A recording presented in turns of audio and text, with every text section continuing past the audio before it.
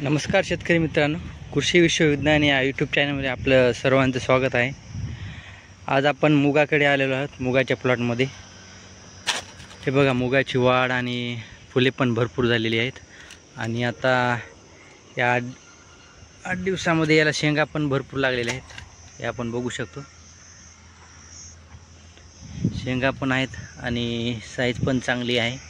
हे बघा, एका बोटा एवढी तर साईज पण आहे। हे बघा, हे आपण बघू शकतो आणि शेंग पण चांगली आहे, बरेच प्रत्येक झाडाला भरपूर प्रमाणात आहे आणि अजून हे बघा फुले पण आहेत आणि हे आपण बघू शकतो।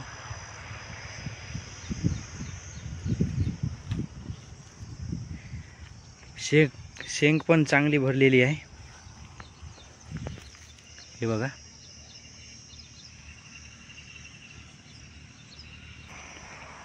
तर आपण शेतकरी मित्रांनो, आपण मागे म्हणलं की याला मोवा ते होऊ शकते, तर मोवा आलता याला मावा आणि आपण त्यासाठी हे टाटाचं हे जे आहे याला रोगर म्हणतात, टॅपगर आता म्हणतात, अगोदर याला रोगरच म्हणतो ते टाटा प्रोडक्टचं हे जे आहे 100 ml याला आपण फवारणी केली ती, त्यामुळे आपला जे मावा आहे तो मावा आटोक्यात आलता। मावा आटोक्यात येऊन फरक पडला चांगलाच। पुन्हा इथं आपल्या माव्यानं पूर्ण खाऊन हे झालं असतं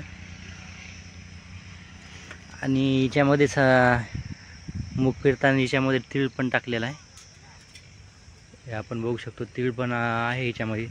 या बघा, ही लाईन जे दिसते ही तिळाची आहे, मुगाच्या याच्यात मिक्स करून पेरला होता।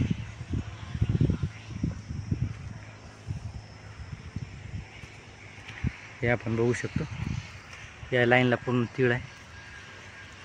शेंग पण मुगाला चांगल्या प्रकारे आहे, शेंग आणि फुले दोन्ही पण चालू आहे।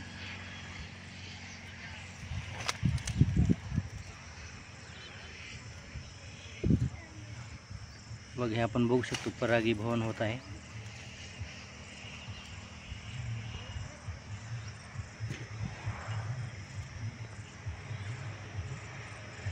ते जे मधमाशी आहेत ते परागीभवन करत आहेत।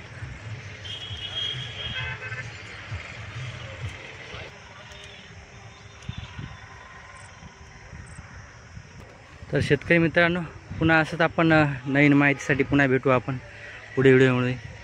चॅनलला लाईक करा, सबस्क्राईब करा आणि बेल आयकॉन बटन पण दाबा। तोपर्यंत नमस्कार।